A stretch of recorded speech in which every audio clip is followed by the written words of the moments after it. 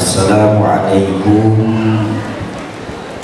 warahmatullahi wabarakatuh.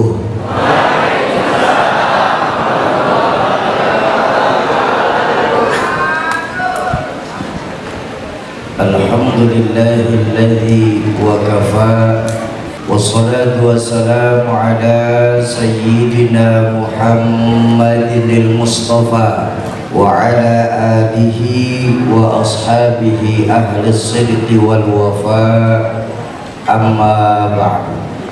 Yang saya muliakan para alimil ulama, para asatiz dan ustazat, para hujjaj, para sepuh dan binik sepuh di Ngabang tercinta, wabil khusus untuk guru saya sekarang alhamdulillah sudah jadi Kepala Kementerian Agama Landak, Mukarram Kiai Haji Mukhlis, Ketua MUI Landak Al-Mukarram Kiai Haji Luqman Qasim,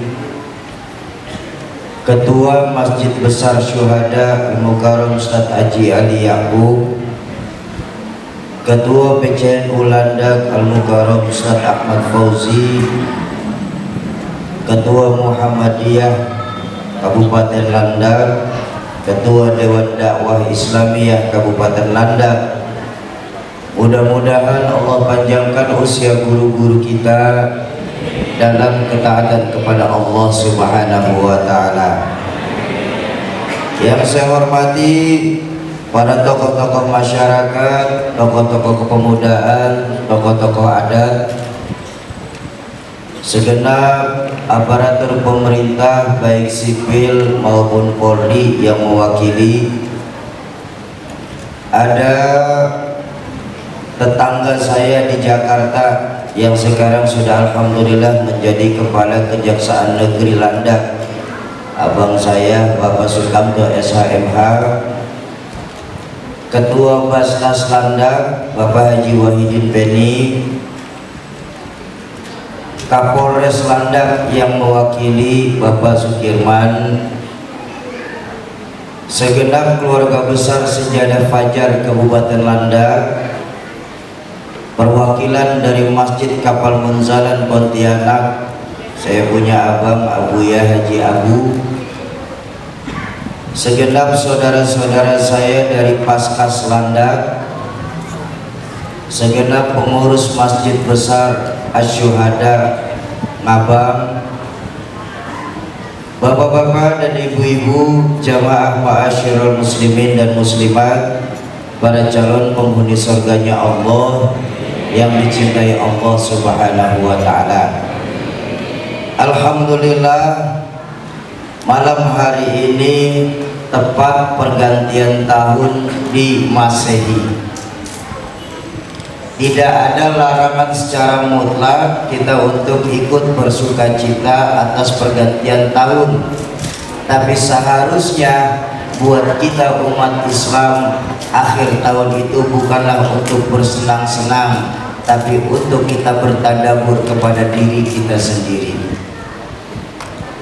Alhamdulillah, kesempatan saya malam hari ini bisa hadir di Masjid Besar Asy-Syuhada, kebetulan dalam rangka safari dakwah, dalam rangka mengumpulkan para muwaqif-muwaqif Al-Quran yang tujuannya adalah untuk membangun Masjid Ka'bah Khadijah di Kalimantan Barat ini.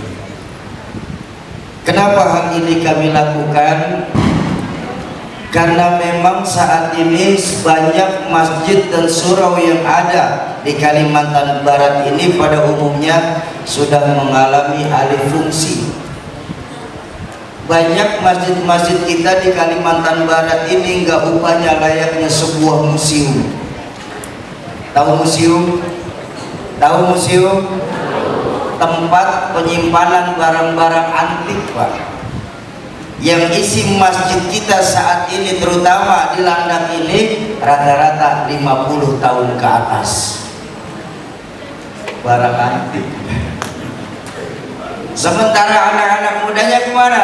anak-anak mudanya malam tahun baruan dengan dalih tahun baru mereka mutar-mutar kota kita nih Pak. Coba lihat sekarang. Makanya ketika tadi sore sampai ke Masjid Asy-Syuhada ini, saya bangga, saya terharu. Kita punya masjid ini bagus, besar, alhamdulillah. Kegiatan beragamanya juga tadi kata Pak Haji Ali Yaakob, alhamdulillah kegiatan beragama jalan.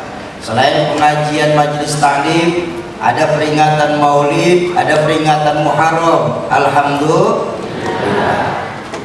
Salat berjamaahnya juga di Masjid Besar Asy-Syuhada Syauqi, kata beliau, alhamdulillah selalu penuh.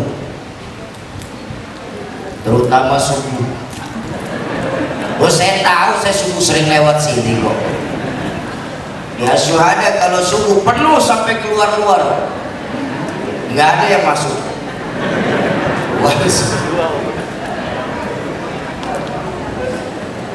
Nah makanya atas prakarsa dari Masjid Perahu Munzalan Pontianak mengadakan safari dakwah yang tujuannya apa? Untuk menstandarisasi lagi masjid-masjid yang ada di Kalimantan Barat ini. Apa standarisasinya? Baginda Nabi mengajarkan bahwa masjid pusat kegiatan umat. Ayo kita lihat. Sejarah mencatat ketika baginda Nabi melakukan Isra dan Mi'raj, awal-awal perjalanan baginda Nabi melakukan perjalanan minal Masjidil Haram ilal Masjidil Aqsa. Secara langsung baginda Nabi mencontohkan, umat Islam, bukankah kalian umat Islam dengan masjid itu tidak boleh terpisah seharusnya? Kalian umat Islam dengan masjid laksana ikan sama air, nggak boleh terpisah. Ayo saya tanya, Bu, tenang Pak, kalau kita kan CS Pak, ibu-ibu terese tindakan. Bu, ada atau tidak ikan terpisah sama air? Ada, ikan mau mati Pak. Loh, kalau kita umat Islam sudah mulai menjauhi diri dari masjid, jiwa kita Pak di Ngabang ini yang mati. Kalau jiwa kita di sini sudah mati, maaf, jadilah kita bangkai yang berjalan-jalan di atas permukaan bumi Allah ini. Inna lillahi wa inna ilaihi. Ayo kita eratkan lagi, kita tautkan lagi hati kita dengan masjid. Nah, Bapak Ibu jamaah ma'asyiral muslimin dan muslimat, para calon penghuni surganya Allah yang dicintai Allah Subhanahu wa taala. Dalam kesempatan mengisi kebahagiaan di tahun baru Masehi ini, saya pun hanya ingin menyampaikan sebuah hadis dari baginda Rasulullah SAW berisikan tentang kebahagiaan. Jadi Bapak Ibu, karena ini malam tahun baru, saya nyampein cuma satu hadis saja, nggak panjang lebar. Satu hadis, mudah-mudahan 15 menit selesai. Dipotong 10 menit pembukaan, berarti jatah saya 5 menit lagi. Tahun baru. Memangnya sampai jam berapa Masjid Syuhada kalau bikin acara? Sampai pagi, sampai jam 12, jam 1. Sanggup? Kuat? Saya enggak. Yang sanggup terus. Bapak Ibu, baginda Rasulullah pernah bersabda, arba'un min sa'adatil mar'il muslim, bahwa sesungguhnya ada 4 perkara yang kalau kita orang landak, kita orang Ngabang mau bahagia. Pertanyaan saya malam hari ini, kita semua di tahun baru ini berharap bahagia apa tidak sih? Kita semua yang hadir mau bahagia apa tidak? Pasti mau, jawabannya. Kok begitu? Karena doa yang kita lantunkan minimal setiap habis sholat itu apa? Rabbana atina fid dunya hasanah wa fil akhirati.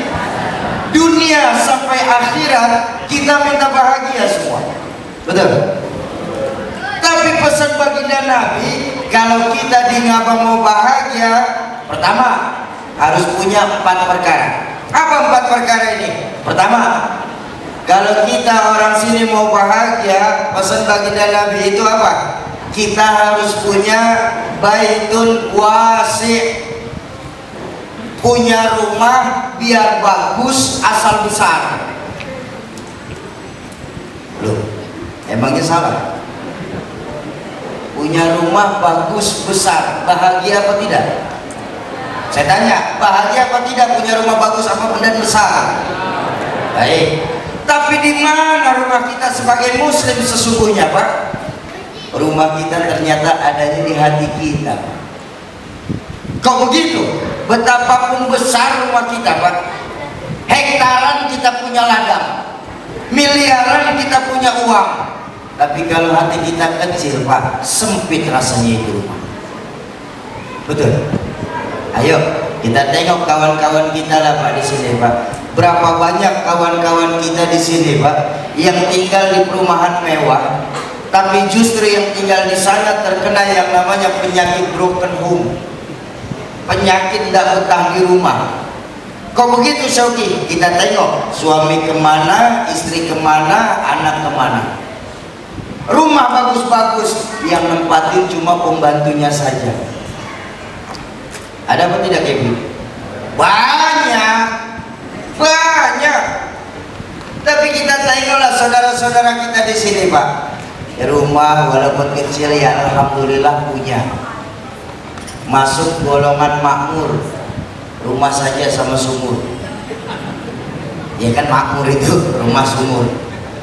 Tapi karena saudara-saudara kita di sini hatinya luas, besar, Pak, saya yakin itu rumah, Pak. Apa buktinya, Soki? Ketika suami, istri dan anak masih bisa bertukar cerita.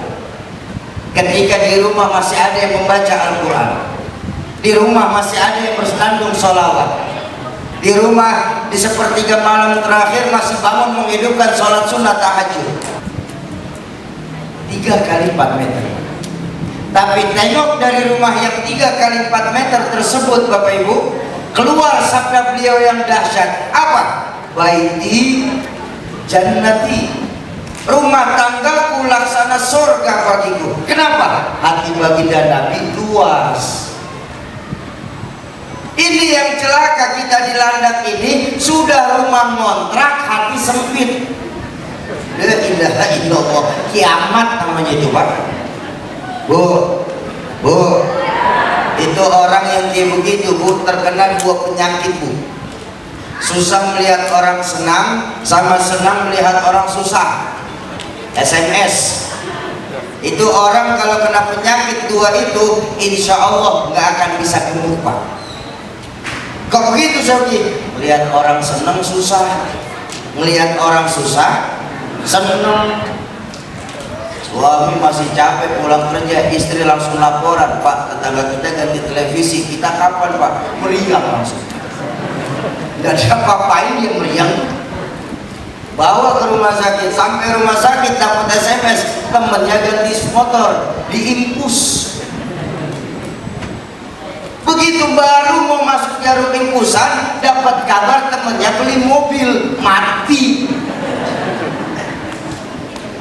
Tersiksa oleh perasaan.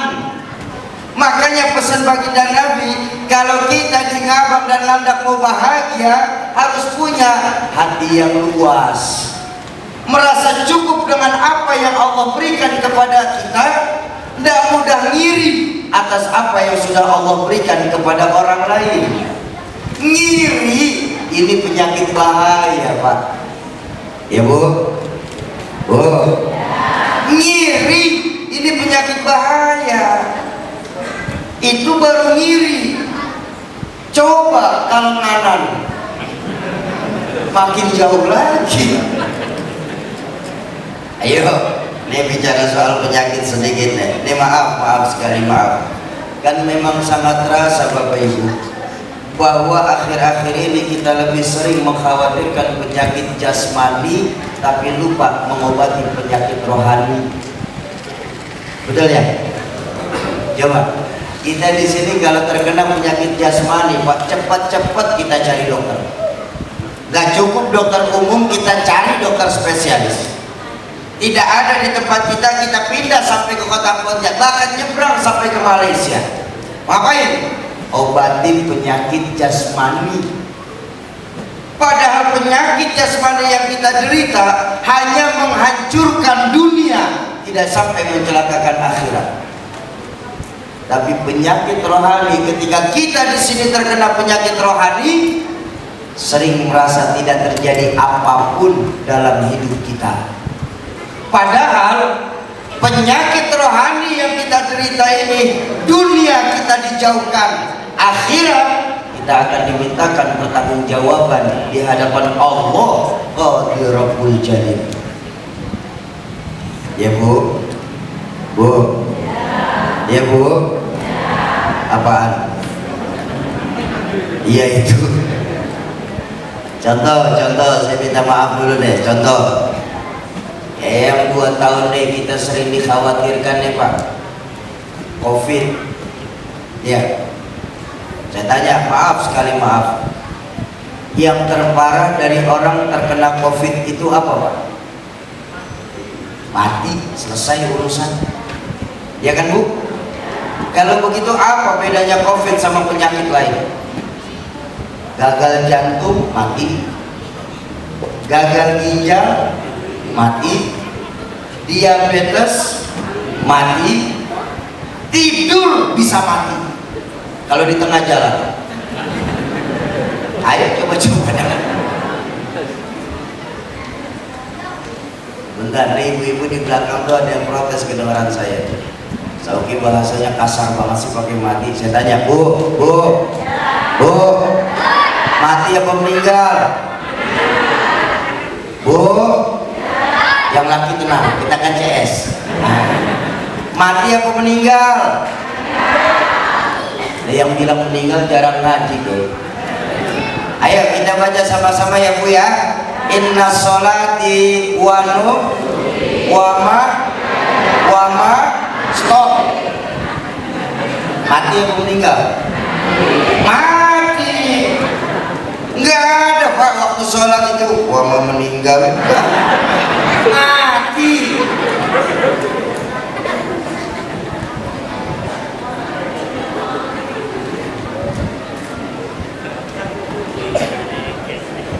Tapi kita lihat Pak, gara-gara COVID ini Pak, maaf sekali maaf, bahkan tata cara kita bersilaturahmi saja sudah mulai berubah gara-gara COVID ini Pak.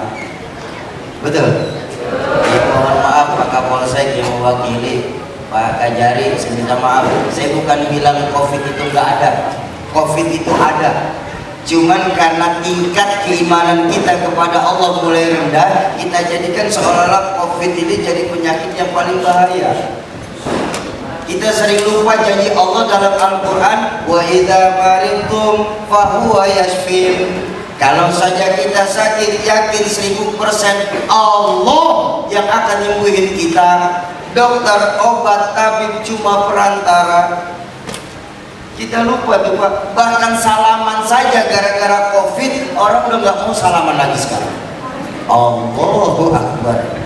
Ya, kita lupa Pak, baginda Nabi mengajarkan, baginda Nabi yang mengajarkan, ketika 2 orang muslim bertemu kemudian mereka berjabat tangan, sungguh Allah sedang mengampuni dosa di antara keduanya.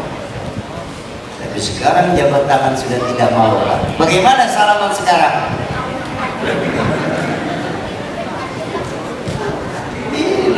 Ini penyakit zahir Pak, penyakit jasmani Pak. Iya, maaf sekali lagi saya bilang, saya bukan nggak percaya, makanya saya tetap menganjurkan, ayo kita ikuti protokol kesehatan yang dianjurkan oleh para pejabat negara kita, para pemerintah pusat kita. Kita ikuti tuh, ya, jangan sampai kita lengah. Cuma yang bikin saya sakit hati Pak, kita rakyat kecil disuruh jaga prokes sampai 5M, yang dalam 17M aman-aman aja.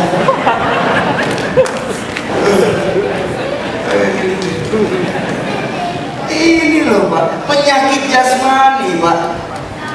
Belum pernah Saya ngaji sama guru-guru saya, penghuni neraka ditanya, kenapa kamu bisa masuk neraka Pak? Covid Pak. Nggak ada.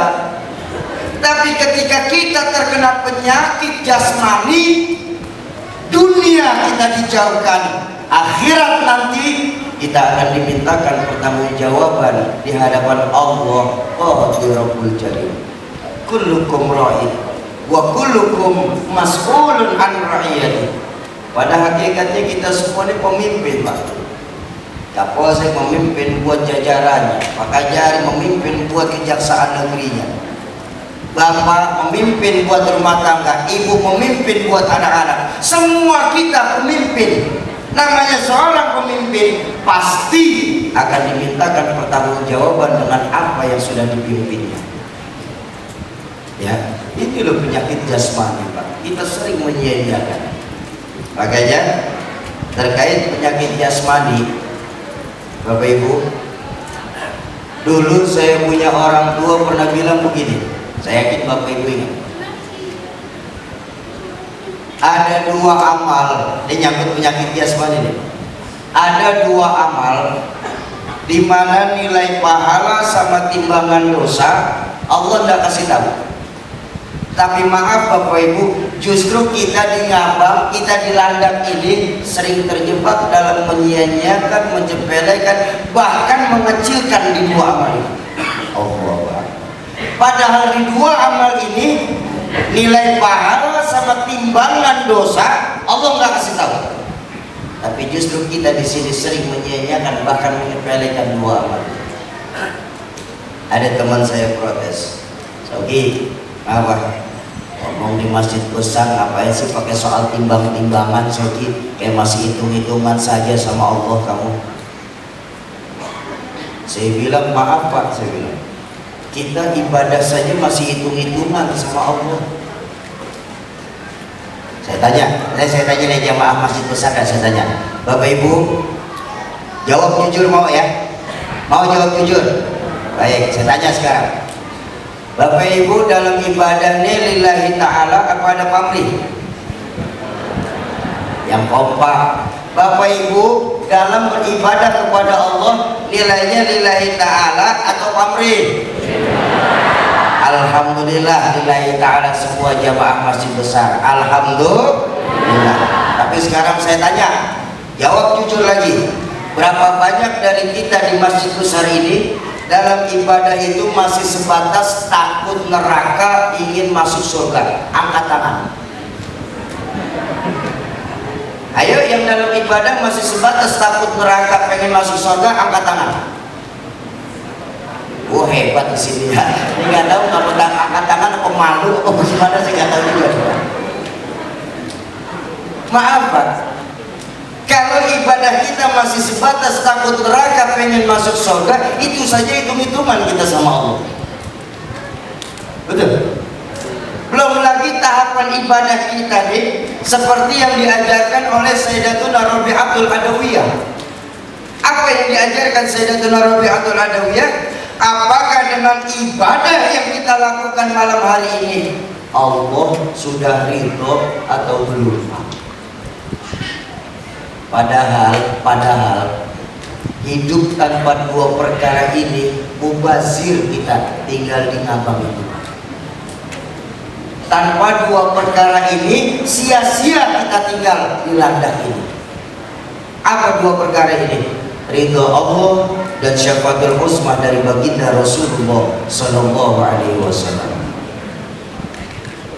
Bu, Ibu punya uang 2 miliar saat ini. Ya, 2 miliar banyak apa sedikit Pak? Bu, banyak 2 miliar. Apalagi kita baru new normal ini, baru pulih-pulihnya ini. 2 miliar banyak Pak. Tapi maaf Bapak Ibu, ketika Allah tidak ridho, nggak akan enak rasanya itu duit Pak. Nggak akan enak Pak duit rasanya Pak. Apa buktinya Sogi? Allah tidak ridho sama rezeki kita. Tadi saya bilang suami istri bertengkar terus setiap hari, anak jalan kemana-mana dan sudah tidak mau lagi mematuhi ucapan orang tua. di rumah sudah tidak ada lagi yang membaca Al-Quran. Itu salah satu bukti Pak, Allah tidak ridho. Ustaz Eko Haryanto diajarin sama beliau bahwa salah satu penyebab yang membuat kita malas ibadah apa? Diakibatkan terlalu banyaknya barang subhat yang sudah masuk ke dalam tubuh kita.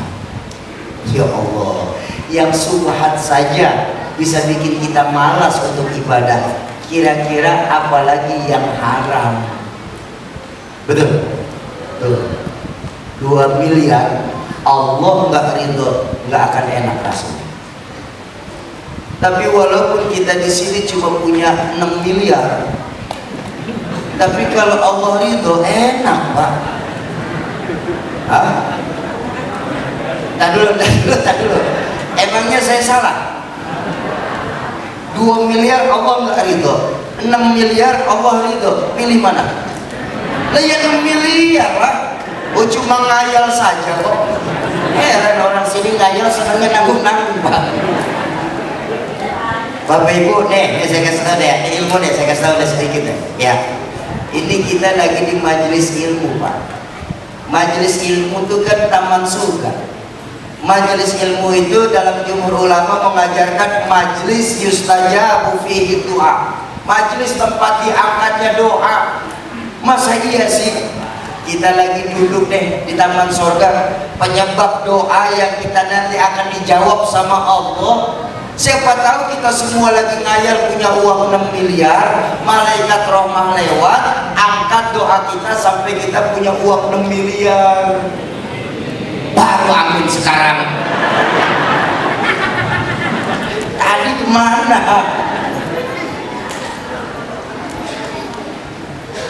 Tuh, makanya orang tua saya mengajarkan ada 2 perkara, 2 amaliyah di mana nilai pahala sama timbangan dosa Allah nggak kasih tahu. Tapi justru Pak, kita sering terjebak dalam 2 amal ini, menyepelekan dan mengecilkan, bahkan menyia-nyiakan 2 amal ini. Apa? Pertama, amaliyah puasa. Maaf Bapak Ibu, puasa itu nggak ada timbangan pahala Pak. Silakan Bapak buka kitab fikih setebal apapun, silakan tanyalah sama guru yang paling alim sekalipun bab pahala puasa, insya Allah nggak akan ketemu. Beda sama ibadah-ibadah lain. Ibadah-ibadah lain timbangannya jelas. Sholat berjamaah 27 kali lebih baik daripada sholat sendiri, betul kan? Sholat isya berjamaah laksana menghidupkan ibadah sholat selama setengah malam penuh. Sholat subuh berjamaah laksana menghidupkan ibadah sholat selama 1 malam penuh. Makanya dalam sholat berjamaah aja Pak, jadi kalau mau jujur nih, apalagi buat orang tua, kita masih suka pilih-pilih Pak. Sholat berjamaah rata-rata yang ramai itu paling banter subuh sama isya. Kenapa? Karena amaliyahnya gede itu Pak, pahalanya Pak. Betul? Itu jelas tuh pahalanya tuh Pak. Sedekah, oh apalagi sedekah Pak. Pahala sedekah itu manja'a bil hasanah falahu asyru amsalihha. Siapa yang berbuat 1 kebaikan, sungguh Allah pasti akan membalas dengan 10 kali lipat. 1 berbalas 10. Makanya kita masih mau tuh Pak mengeluarkan sedekah, nitipin sedekah di Masjid Syuhada nih, walaupun cuma 5.000, itu pun seminggu sekali setiap hari Jumat. Udah seminggu sekali setiap hari Jumat 5.000. Allah, pengen masuk surga. Dari surga mana 5.000 Pak? Pelecehan sama surga nih. Surga udah naik, surga 5.000. Tapi baiklah, kita masih mau tuh keluarin sedekah. Santuni yatim, bentar, mak, mana mak? Woi, mak, woi, pulang bareng woi. Iya, yang bangun lagi saya bacain dah, pokoknya dah, biarin aja. Santuni yatim, jelas pahala santuni yatim Pak. Apa santuni yatim pahalanya? Baginda Nabi bersabda, ana wa kafilul yatama kahatin. Aku dan penyayang anak-anak yatim seperti dua jari ini nanti di dalam surga, bareng tidak akan bisa. Makanya kita masih mau tuh Pak, setahun sekali di bulan Muharram ikut santunan yatim saweran bareng-bareng sama masjid. Ya, setahun sekali santunan yatim, udah berasa paling sayang sama yatim. Kampret. Kenapa saya berani bilang begini Pak? Karena kafil yatim yang diajarkan Nabi ini bukan setahun sekali Pak. Kafil yatim yang diajarkan sama Nabi paling tidak di rumah tangga kita rawatin satu orang anak yatim, penuhi kebutuhannya, kasih jajannya, usap palanya, minta doanya. Itulah baru kafil yatim sesungguhnya Pak. Bukan cuma setahun sekali. Ya, paling tidak Pak di kita nih setiap rumah minimal ada satu anak yatim. Kita rawatin tuh Pak, penuhin kebutuhannya, kasih buat jajannya, usap palanya, minta doanya. Tuh, baru kafil yatim sesungguhnya Pak. Ya, contoh deh, ya saya deh Pak, saya yatim Pak. Ya kan Bapak udah gak ada, yatim saya. Boleh usap kepala saya, cuma di sini gantian.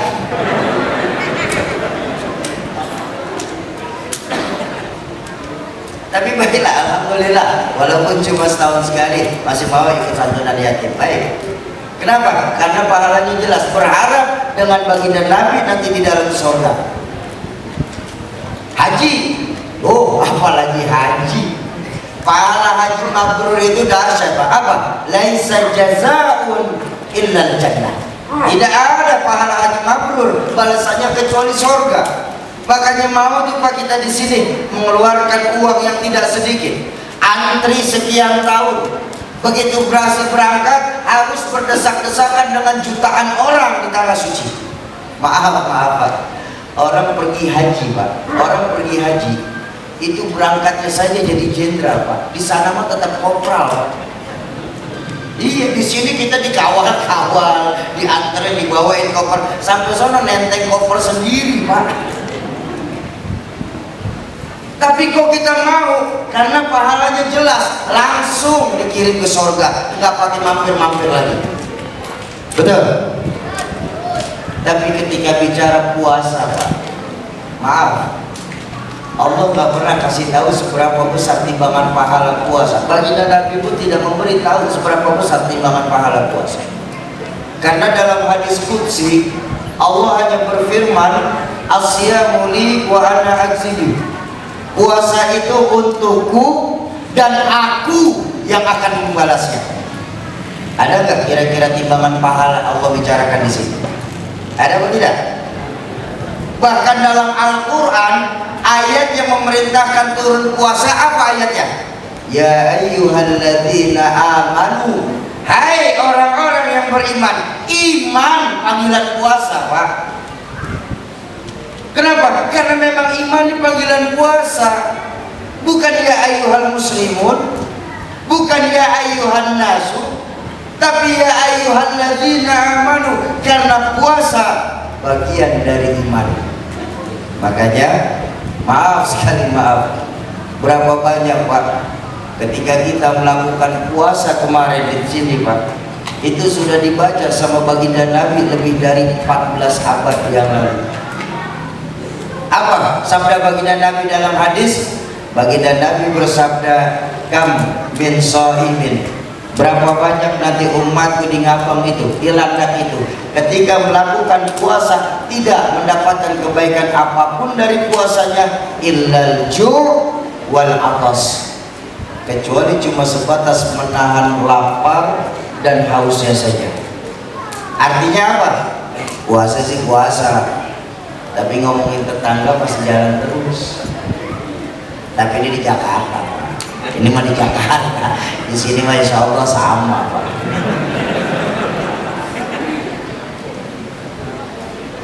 Ayo, mudah-mudahan kita semua malam hari ini masih dikasih panjang umur sama Allah, bertemu di Ramadan yang akan datang.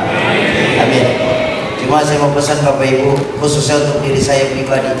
Ayo Bapak Ibu, kalau kita masih dikasih panjang umur bertemu di Ramadan yang akan datang, kita jadikan Ramadan esok sebagai dua hal. Apa? Pertama, jadikan Ramadan esok itu sebagai Ramadan yang terbaik yang pernah kita lakukan. Kenapa? Kemarin-kemarin Ramadan kita ini asal-asalan. Kita sering lupa, baginda Nabi mengingatkan kepada kita, Ar-Rajabu syahrullah wa Sya'ban syahri wa Ramadan syahrul umat. Rajab itu bulannya Allah. Allah dari 12 bulan Hijriyah, Allah memiliki 4 bulan istimewa yang dalam Al-Quran sendiri termaktub minha arba'atun hurum. 4 bulan istimewanya Allah ini di mana pahala dilipat gandakan. Oke, memang apa saja bulan istimewanya Allah itu? 4 bulan itu 3 berdampingan, 1 agak terpisah. Apa yang berdampingan? Zulqa'dah, Zulhijjah, Muharram. Yang agak terpisah apa? Rajab. Makanya berapa banyak kita dalam Asyurul Hurum kita merasa tidak terjadi apa-apa, padahal di Asyurul Hurum itu Allah sedang lipat gandakan pahalanya. Kita sudah kelewatan itu. Wa Sya'ban syahri, Sya'ban itu bulanku, kata baginda Nabi. Makanya ulama-ulama kita mengajarkan amaliyah yang paling baik dilakukan di bulan Sya'ban adalah memperbanyak sholawat. Wa Ramadan syahrul ummati, Ramadan itu bulan buat umatku, umat Islam.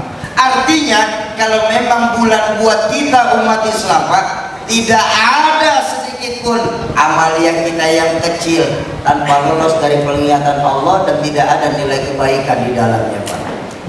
Tuh, ayo, mudah-mudahan kita jadikan Ramadan esok sebagai Ramadan yang terbaik untuk kita pernah jalani. Amin. Yang kedua, jadikan Ramadan esok kalau kita bisa bertemu sebagai Ramadan terakhir yang kita lakukan. Kok begitu Syarti? 2 hal saya pengen sampaikan. Pertama, karena tidak ada satupun janji baginda Nabi, tidak ada satupun janji dari Allah, kita masih diketemukan di Ramadan yang akan datang. Baik, Bapak Ibu jamaah ma'asyiral muslimin dan muslimat, para calon penghuni surganya Allah yang dicintai Allah Subhanahu wa taala. Itu yang pertama, amalia yang tidak ada timbangan pahala, tapi kita sering terjebak dalam menyia-nyiakan perbuatan puasa ini. Puasa, ya. Pakai contoh. Satu hari Pak Gajari telepon saya. Assalamualaikum Sogi. Waalaikumsalam Pak. Sogi, iya Pak. Mulai besok kamu ikut bantuin saya ya di kantor kejaksaan. Oh baik Pak. Gaji kamu 1 bulan saya kasih 1,5 juta. Siapa? Saya belum masuk kerja saja, hati saya sudah tenang. Kok begitu Sogi? Saya mau rajin, saya mau malas, gaji saya 1 bulan 1,5 juta. Tapi kalau umpama beliau cuma pesan, Sogi besok bantuin di kejaksaan ya, soal gaji jangan kamu pikirin, saya yang akan kasih. Nah, belum kerja saja saya udah deg-degan Pak, sudah khauf lebih dulu. Kok begitu? Kalau saya malas bisa nggak digaji sama sekali. Kalau saya rajin mungkin bisa lebih besar dari yang 1,5 juta ini. Dan puasa begitu, karena Allah tidak kasih tahu timbangan pahalanya. Kita tidak pernah tahu apakah bisa lebih hebat dari pergi haji atau jauh lebih ringan daripada kita melakukan sholat berjamaah. Ya, tapi nggak mungkin lah. Kenapa nggak mungkin kita lebih ringan dari sholat berjamaah? Karena Allah menjadikan Ramadan ini sebagai bulan istimewa buat kita umat Islam. Yang pertama, ya, amalia yang tidak ada timbangan pahala, tapi kita sering terjebak melakukan perbuatan sia-sia. Yang kedua, amalia yang tidak ada timbangan dosa. Ini kita juga sering terjebak Pak di sini Pak. Apa? Kufur nikmat. Hati-hati, ini penyakit hati, makanya saya bilang ini penyakit hati. Bu, Kufur nikmat Allah nggak pernah kasih tahu seberapa dosanya, Bu. Beda Pak sama dosa-dosa lain Pak. Kalau dosa-dosa lain Allah kasih tahu timbangannya. Contoh, maaf, zina itu Allah kasih tahu timbangan dosa zina. Apa dosa zina? Orang yang sekali melakukan perbuatan zina, maka nanti mereka akan direbus dalam neraka selama 40 tahun lamanya. Di mana perbedaan waktu antara dunia dan akhirat itu 1000 tahun lamanya. Jadi enak hitungnya tuh Pak. 1 kali 365 dikali 40 dikali 1000. Itu yang baru sekali zina Pak. Yang baru sekali. Kalau yang langganan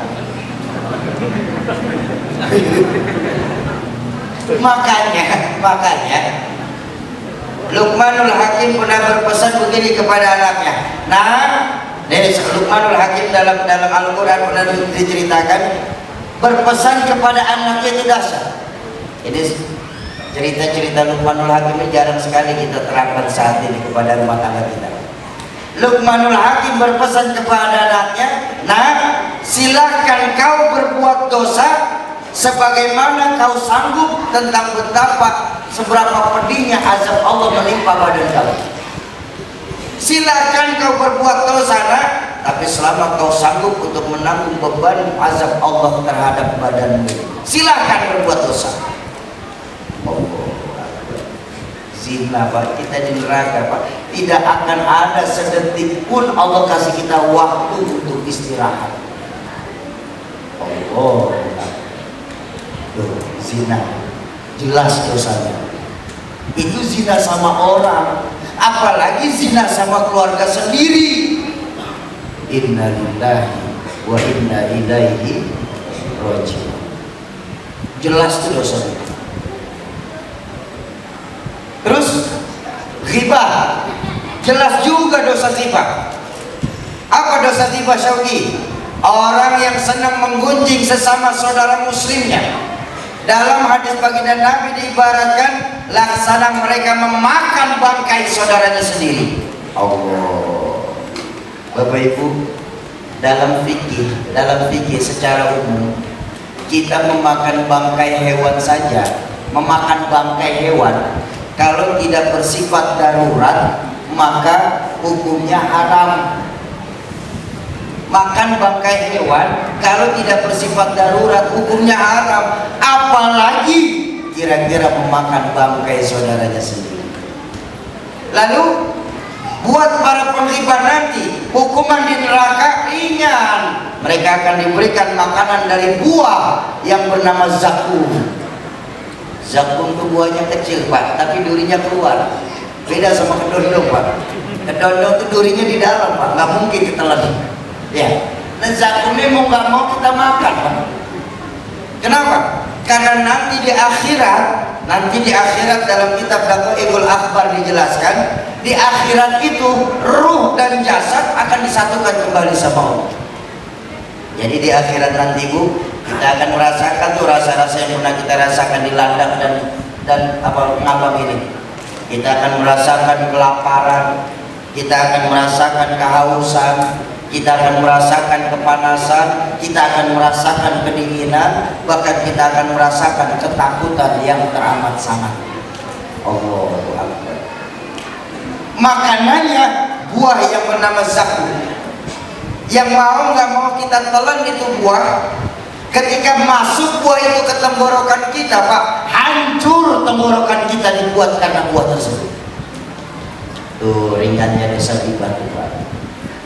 Minumannya Syauqi, masa cuma dikasih makanan doang, gak dikasih minuman? Oh tenang Pak, penghuni neraka mereka juga diberikan minuman. Apa minuman penghuni neraka? Mereka akan diberikan minuman dari timah yang sedang menggolak. Jelas timbangan dosanya. Tapi ketika bicara kufur nikmat, maaf Bapak Ibu, Allah tidak pernah kasih tahu seberapa besar dosa kufur nikmat. Allah hanya mengingatkan dalam Al-Quran, la in syakartum la azidannakum.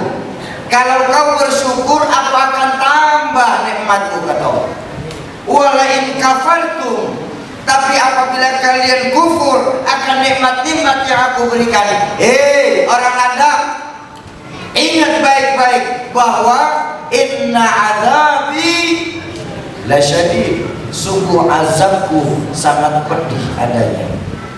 Allah tidak pernah kasih tahu, Pak, seberapa besar pedih azab Allah tentang kufur nikmat itu. Apakah bisa lebih hebat dari zina? Atau jauh lebih ringan dibandingkan ghibah? Tapi baiklah, buat perbandingan saja. Saya pernah ngaji Al-Qudsiyah dengan seorang guru saya, Al-Mukarram Kiai Haji Muhammad Nasrullah. Beliau pernah mengajarkan dalam kitab Al-Qudsiyah, Allah itu berfirman begini tentang orang yang kufur nikmat. Dibuat gambaran kita dari malam tahun baru, ya. Allah berfirman begini tentang orang yang kufur nikmat. Allah berfirman, "Man lam yashkur ala na'mai." Barang siapa yang tidak pernah bersyukur atas nikmat-nikmat yang aku berikan kepada mereka. Ini kan kita sering nih pakai gini nih. Ya Pak ya. Maaf, Bapak Ibu, saya tanya dulu sebelum saya melanjutkan. Dalam hidup kita di sini, akhir-akhir ini lebih banyak mana Pak hidup kita, Pak? Syukur kita atau kufur kita? Yang kompak lagi, ini lemes-lemes bener ini. Bu, lebih banyak mana? Syukur atau kufur? Syukur. Alhamdulillah. Yakin banyak syukurnya? Baik, mau tahu hitungannya? Saya ajarin hitung-hitungannya deh. Maaf Pak. Saya akhir-akhir ini lagi senang hitung-hitung. Kenapa? Karena Sayyidina Umar bin Khattab pernah mengajarkan hasibu qabla an tuhasabu. Biasakan kita ngitung amal kita di dunia, Pak, sebelum nanti Allah yang akan menghitungnya di yaumil hisab. Kenapa? Ketika Allah yang sudah menghitung amal kita di dunia ini, Pak, tidak akan ada sedikit pun celah kita untuk melarikan diri dari hitungannya Allah Subhanahu wa ta'ala. Mau tahu hitungannya? Mau tahu? Ya langsung diam, takut deh. Untuk membuktikan bahwa kita lebih banyak syukurnya, ya, mumpung Allah belum ambil roh kita, ya. Jadi malam hari ini kita bermuhasabah kepada diri kita. Ayo, dari 24 jam yang Allah berikan kepada masing-masing kita nih, dia semua dikasih di sini 24 jam enggak? 24 jam. Baik. Ada yang 23 jam setengah? Enggak ada. Baik, rata berarti 24 jam. Mulai dari bangun tidur sampai tidur kembali 24 jam. Bahkan tidur itu sendiri bagian dari nikmat Allah. Tapi bukankah diulang-ulang dalam Al-Quran berpuluh-puluh kali, fabi ayyi ala'i rabbikuma? Berapa banyak Pak nikmat-nikmat Allah yang sering kita dustakan, Pak? Oh Syuki, kami yakin bahwa kami di sini masih banyak syukurnya. Baik, kalau masih tetap ngotot banyak syukurnya, Pak. Baik. Dari 24 jam kita pecah menjadi beberapa bagian. Waktu normal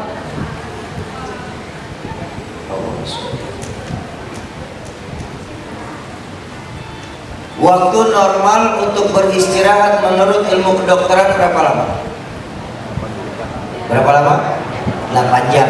Baik, kita buang 8 jam pertama. Lebih dari 8 jam kepluk kalau bahasa orang Jakarta bilang. Ya, buang 8 jam pertama. Waktu normal untuk bekerja menurut ilmu profesional berapa lama? 8 jam juga, lebih dari 8 jam kena lembur perusahaan. Betul? Baik. 2 itu saja sudah ketahuan itu mana. 8 jam pertama buat istirahat, 8 jam kedua untuk bekerja. Kan masih ada 8 jam terakhir. Ayo, maaf. Nggak usahlah kita bilang lebih banyak syukur kita sama Allah. Kita hitung impas saja, hitung impas Pak. Seharusnya 8 jam itu kita maksimalkan buat ibadah kepada Allah. Ini hitung impas Pak. Anggap insya Allah orang sini walaupun nggak berjamaah tapi sholat 5 waktu nggak akan ketinggalan. Amin. Baik, sekarang saya tanya, kalau sholat sendiri biasanya berapa lama? 5 menit. Kelamaan Pak. 5 menit doa aku udah baca itu Pak. Rata-rata kita sholat 3 menit setengah Pak. Bahkan teman saya ada yang 1 menit setengah pakai kilat khusus ya. Tapi baiklah saya ikutin Bapak. 5 menit 5 kali 5 kita masukin lagi silaturahmi. Anggaplah dalam silaturahmi ini kita mampir ke rumah kawan kita, bertamu ke tempat kawan kita, ya betul ya. Baik, sekali kita bertamu itu biasanya berapa lama? 2 jam kelamaan. 2 jam kalau kita nggak betah, tuan rumah pengen musir sebenarnya. Tapi baiklah, 2 jam, saya ikutin 2 jam. 2 jam, baru 3 jam 25 menit. Masih ada 4 jam 35 menit lagi Pak. Pantas Allah ulang-ulang dalam surah Ar-Rahman, tepatnya 31 kali diulang. Fabi ayyi ala'i rabbikuma.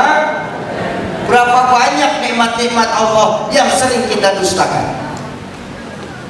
Makanya Bapak Ibu, kalau Bapak Ibu ingat ucapan orang tua saya dulu, saya punya orang tua pernah berkata begini, yang namanya nikmat Pak, yang namanya nikmat itu baru terasa ketika sudah mulai berkurang atau sudah hilang sama sekali. Itu baru terasa nikmat. Contoh, kita baru bisa merasakan nikmatnya tidur Pak saat mata kita tidak mau terpejam. Betul kan? Kita baru bisa merasakan nikmatnya makan saat gusi kita sedang bengkak. Kita baru bisa merasakan nikmatnya bernafas saat hidung kita sedang kena flu atau sudah ditutup pakai masker. Tapi ketika mata kita bisa terpejam dengan lelah, mulut kita bisa mengunyah dengan nikmat, hidung kita bisa bernafas dengan lega, pernahkah kita bersyukur atas apa yang sudah Allah berikan kepada kita lewat itu semua?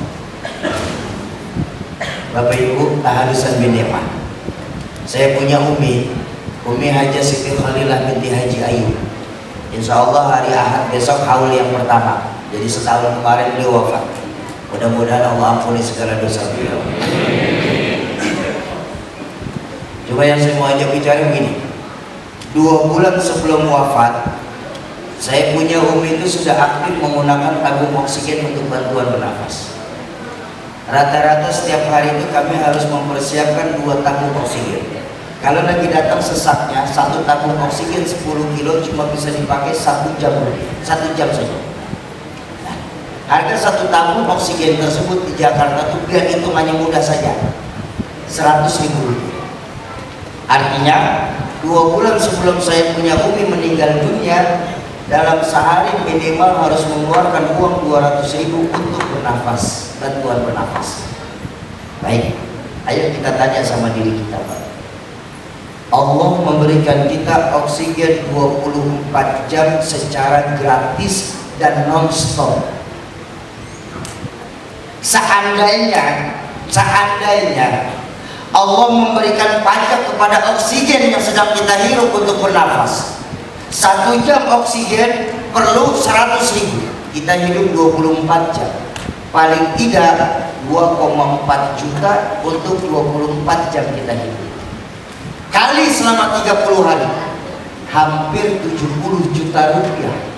Bayangkan dari pertama kita lahir sampai sekarang, berapa puluh miliar yang harus kita keluarkan untuk bisa bernafas dengan lega. Tapi pernahkah kita bersyukur atas nikmat oksigen yang sudah Allah berikan kepada diri kita? Bu,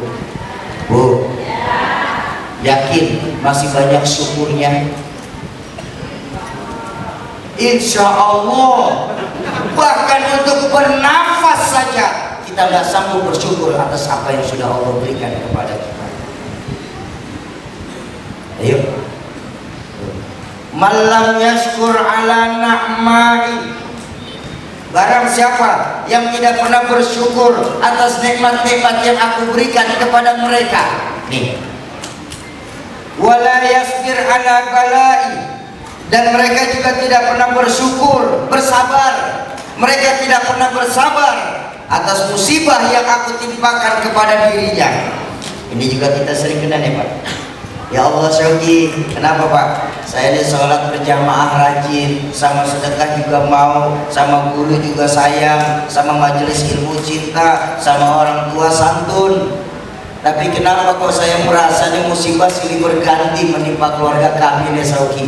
Ini Allah gak sayang kali sama keluarga kami Syauki, padahal kami banyak melakukan kebaikan. Nah, itu salah satu bukti Allah ya Pak. Salah satu bukti kita tidak sabar atas musibah yang Allah timpakan sama diri kita. Kita sering lupa Pak. Di sini kita sering lupa bahwa ketika Allah timpakan musibah kepada kita, kita pasti bisa melewatinya. Karena janji Allah apa? La yukallifullahu nafsan illa wus'aha. Sungguh Allah tidak akan memberikan bencana kalau kita orang apa nggak sanggup Pak.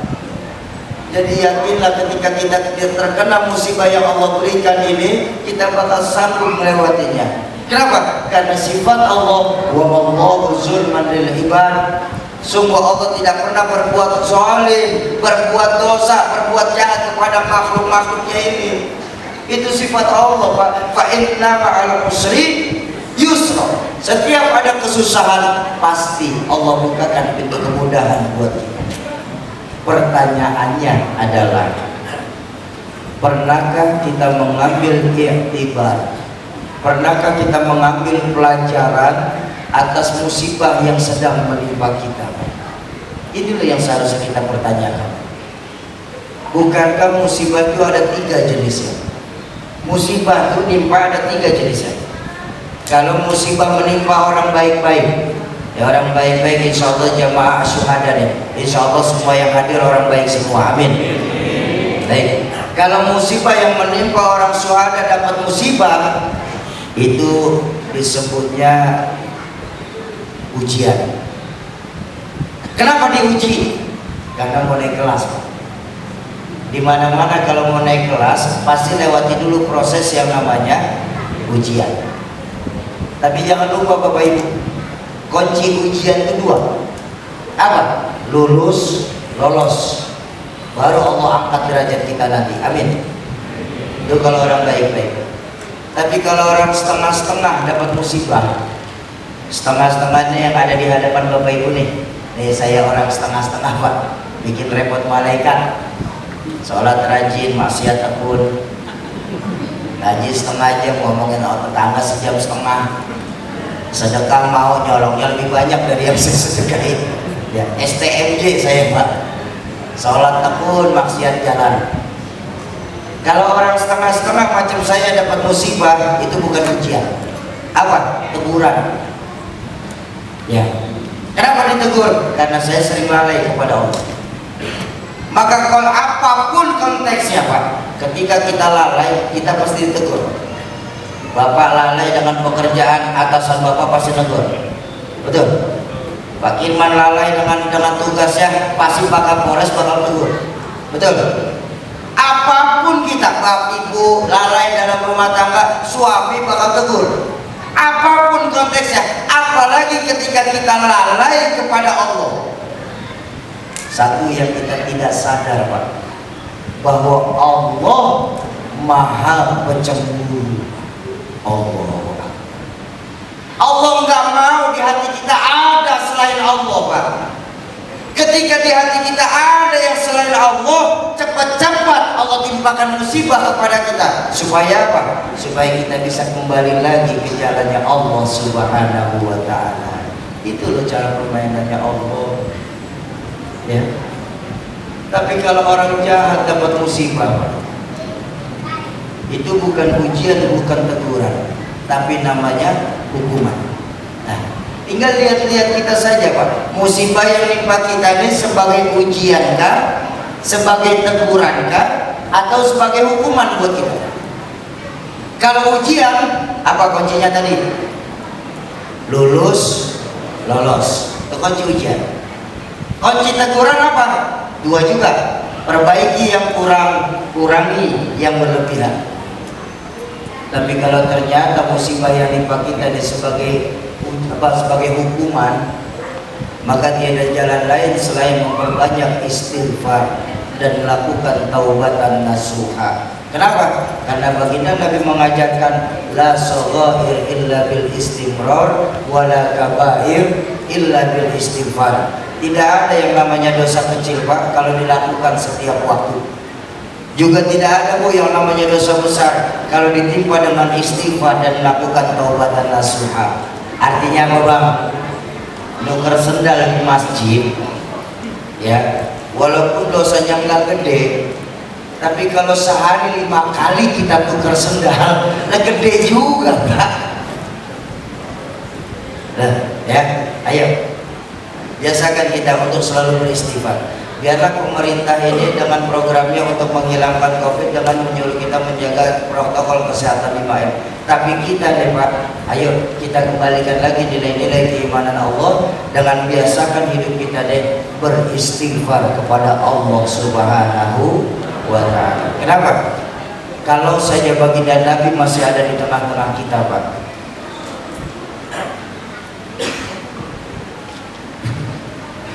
kalau saja baginda Nabi masih ada di tengah-tengah kita, iya sebentar lagi. Saya yakin COVID ini nggak akan ada, nggak akan ada, nggak akan ada tuh semua meletus, nggak akan ada kemarin Sintang kebanjiran melalui kebanjiran. Kenapa? Karena baginda Nabi itu rahmatan lil alamin. Apa buktinya Soki? Allah berfirman, wa maka Allahu liyu'adzibahum wa anta fihim. Semua Allah tidak akan menurunkan bencana hai Muhammad selama engkau masih ada di tengah-tengah mereka. Allah. Tapi kan kita sekarang harus sadar diri Pak, baginda Nabi sudah tidak ada di tengah-tengah kita sekarang. Baginda Nabi sudah tidak ada di atas permukaan bumi saat ini. Baginda Nabi sudah ada di bawah permukaan bumi Allah itu Pak. Beruntung kita di ngapam ayat Quran yang masih nyambung. Apa sambungannya? Wa maka Allahu mu'adzibahum wa hum yastaghfirun. Dan Allah tidak akan menurunkan bencana di ngabang ini selama di tengah-tengah kita masih banyak yang istighfar. Ayo kita lazimkan istighfar kita mulai malam hari ini Pak. Maaf, manusia yang paling bersih hatinya kan cuma Rasulullah. Betul apa tidak? Bahkan saya berani bilang satu-satunya manusia yang sudah mendapatkan jaminan ampun atas segala dosa langsung dari Allah pun cuma baginda Nabi. Apa buktinya? Buka dalam Al-Quran di mana Allah berfirman, liyaghfir lakallahu ma taqaddama min dzambika wa ma ta'akhkhar. Hai Muhammad, dosamu yang dulu, yang sekarang atau yang akan datang, itu pun kalau ada sudah bebas ampunan dari Allah Subhanahu wa Ta'ala. Kita lihat baginda Nabi Pak, dosa sudah diampuni, hati paling bersih, akhlak paling mulia. Baginda Nabi kalau sholat malam sampai bengkak kakinya karena kelamaan sujud. Allahumma sholli ala Sayyidina Muhammad. Dosa sudah diampuni, tapi kalau sholat malam sampai bengkak kakinya karena kelamaan sujud. Saya juga tahu di sini juga alhamdulillah ya Pak ya, banyak yang kakinya pada bengkak. Asam urat. Masing-masing. Emangnya banyak yang kena asam urat? Coba tunjuk tangan. Saya mau kasih obat ya Pak, saya mau kasih obat. Malam tahun baru saya kasih obat di ngabang nih. Saya punya dokter, saya punya kawan dokter lulusan dari Harvard University Fakultas Kedokteran di sana, di Amerika. Satu hari dia telepon saya, belum lama dia telepon saya. Sogi, ya dok. Gimana kabar? Alhamdulillah baik. Ya alhamdulillah Sogi. Kenapa? Kami di sini para dokter lagi menyelidiki, alhamdulillah sekarang ini tentang penyakit asam urat orang Indonesia. La ilaha illallah. Saya bilang, dok segitu pedulinya dok. Saya bilang, bukan kesian Sogi orang tua kita kalau kena asam urat tuh sholat saja sampai merintih. Terus ketemu dok, alhamdulillah sudah ketemu Sogi katanya. Alhamdulillah. Makanya saya mau kasih obat nih, Bu. Saya mau kasih kado nih, hadiah nih. Mau nggak? Mau tahu nggak obat asam urat tuh menurut kawan saya tuh? Mau tahu nggak? Ternyata obatnya mudah pak, kata teman saya. Obatnya di warung-warung ada pak. Rexona. Dia nggak percaya. Olesin pakai Rexona pak. Asam ketek aja hilang pak. Apalagi cuma asam urat bu. Oh serius.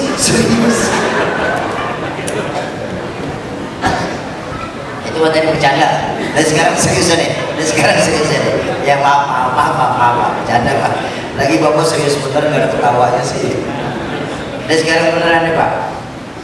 Baginda Nabi, ya dosa sudah jelas-jelas mendapat ampunan langsung dari Allah pak.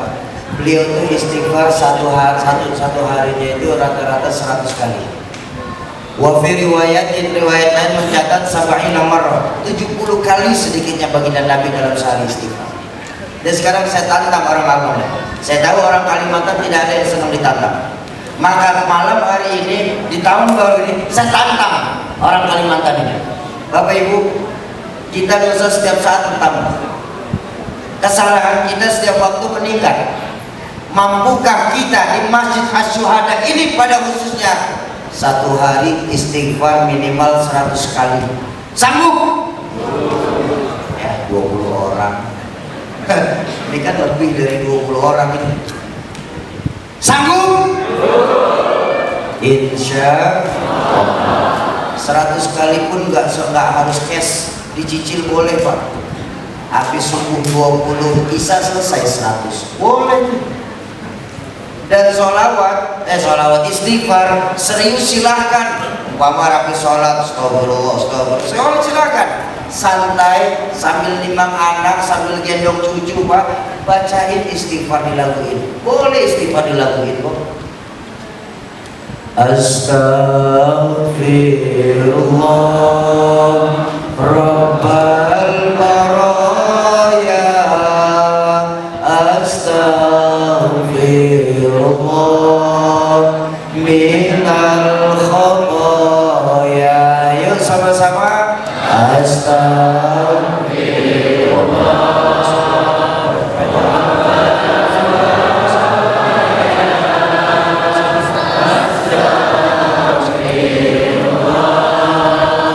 Lebih kompak malam tahun baru ini, goncang arus Allah dengan istighfar kita lebih kompak. Astaghfirullah Rabbal baraya, astaghfirullah minal khataya.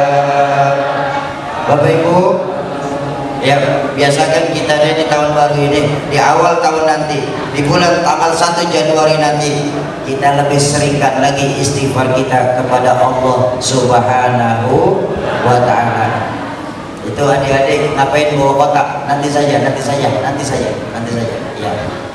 nanti saya cariin. Akhwat sebentar istirahat dulu. Belum rapi, ntar sebentar. Ya, biar sama-sama taruh aja dulu. Ya, makasih.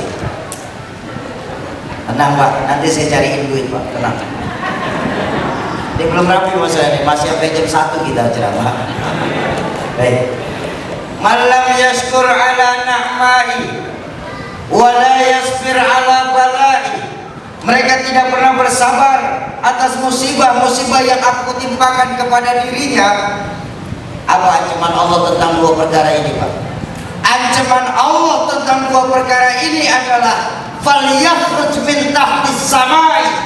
Silahkan kalian keluar dari kolong langitku. Keluar kalian. Kalian tidak pernah bersyukur, kalian tidak pernah bersabar. Silahkan kalian keluar dari kolong langitku. tidak pantas kalian berada di bawah langitku ini. Allah, diusir kita Pak dari kolong langit Pak. Pak, kalau kita diusir dari Ngabang Pak, kita masih bisa pindah ke Pontianak Pak. Kita diusir dari Kalimantan Barat Bu, kita masih bisa pindah ke Pulau Jawa.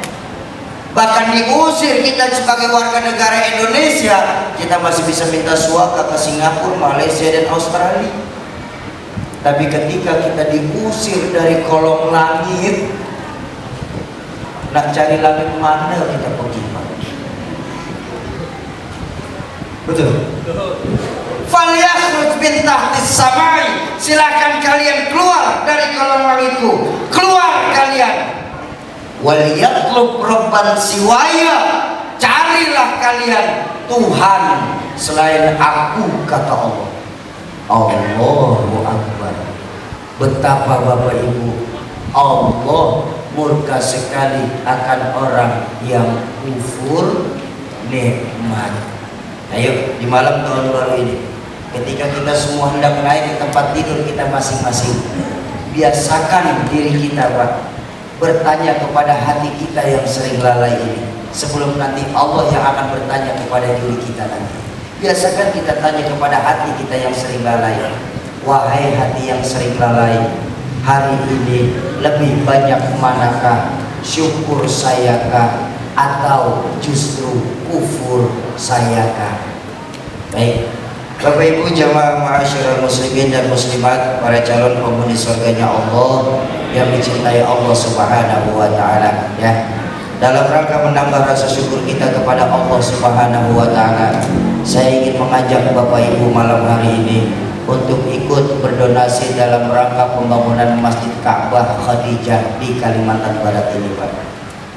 Inilah investasi yang paling menguntungkan Pak di malam tahun baru ini Pak. Kenapa saya berani bilang menguntungkan? Karena dalam Islam diajarkan orang yang membantu orang lain dalam melakukan kebaikan, maka pahalanya sama seperti orang yang melakukan kebaikan itu sendiri. Betul? Baik. Baginda Nabi pernah bersabda, man bana masjidan lillahi ta'ala banallahu lahu masjidan banallahu lahu baitan fil jannah. Siapa yang membangun masjid Allah niatnya karena Allah Ta'ala, maka niscaya Allah akan membangunkan sebuah rumah nanti buat di dalam surganya. Rasa-rasanya untuk kita masing-masing membangun setiap kita satu masjid, rasa-rasanya tidak mungkin Pak. Betul. Makanya dalam Al-Quran sendiri diajarkan wa ta'awanu 'alal birri wat taqwa wa la ta'awanu 'alal itsmi wal 'udwan. Ayo kita tolong menolong dalam kebaikan dan dalam ketakwaan kepada Allah. Jangan justru kita di sini malah saling tolong menolong dalam keburukan dan dalam dosa-dosa kepada Allah Subhanahu wa taala. Ayo Bapak Ibu, malam hari ini saya ingin ajak Bapak Ibu, inilah investasi akhirat berupa wakaf. Bu, malam hari ini saya ingin mengajak Bapak Ibu berdonasi secara wakaf, bukan sedekah. Kenapa? Karena pahalanya jauh berbeda Pak Bu. Ya, kalau sedekah walaupun sama-sama untuk pembangunan masjid, tapi maaf, ketika masjid itu dibongkar, bahan bangunan sudah tidak ada yang terpakai. Padahal bahan bangunan yang ibu sedekahkan itu diberikan bahan bangunan tersebut sudah tidak bisa dipakai lagi, maka pahala kita berhenti sampai di situ Pak. Tapi ketika kita wakaf diiringi dengan akad wakaf, betapapun puluhan kali masjid kita direnovasi, selama masjid itu dipakai orang buat sholat, maka selama itulah kita tetap akan mendapatkan aliran pahala dari orang yang sholat di dalamnya. Inilah keuntungan dari wakaf yang diiringi dengan akad. Makanya malam hari ini saya ingin mengajak Bapak Ibu wakaf Al-Quran, ya. Wakafnya pun kami nggak minta secara tunai Pak. Kami nggak malamnya hari ini nggak minta secara tunai. Kami cuma mengharapkan Bapak Ibu mau ikut berkomitmen niat wakaf. Artinya daftarkan nama Bapak Ibu ke teman-teman saya Paskas. Mana adik-adik Paskas mana? Berdiri. Yang perempuan tolong berdiri, bantuin. Ya, yang megang sertifikat wakaf ya. Nah, Bapak Ibu nanti silakan hubungi adik-adik saya yang mau ikut berwakaf, catat nama kita, baik yang laki-laki maupun adik-adik saya yang perempuan di belakang. Catat nama kita, jadikan diri kita nih ada di setiap masjid Ka'bah yang ada di Kalimantan Barat ini. Saat ini alhamdulillah Masjid Ka'bah sudah berdiri di Padang, Masjid Ka'bah sudah berdiri di Jakarta. Ada beberapa daerah lagi yang akan menyusul, salah satunya Putus Sibau.